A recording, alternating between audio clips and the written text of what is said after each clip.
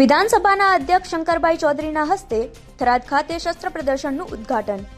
શંકરભાઈ ચૌધરીએ આધુનિક શસ્ત્રોની માહિતી મેળવી પ્રદર્શનનું નિરીક્ષણ કર્યું. 26 જાન્યુઆરી પ્રજાસત્તાક પર્વની રાજ્ય કક્ષાની ઉજવણી નવીન વાવ થરાદ જિલ્લા ખાતે યોજાવાની છે. તે અનુલક્ષીને થરાદ ખાતે પોલીસ વિભાગ દ્વારા આયોજિત શસ્ત્ર પ્રદર્શનનું ઉદ્ઘાટન કરવામાં આવ્યું. આ પ્રસંગે અધ્યક્ષે ભારતીય સૈન્ય અને સુરક્ષા દળોમાં ઉપયોગમાં લેવાતા વિવિધ આધુનિક શસ્ત્રોની માહિતી મેળવી પ્રદર્શનનું નિરીક્ષણ કર્યું.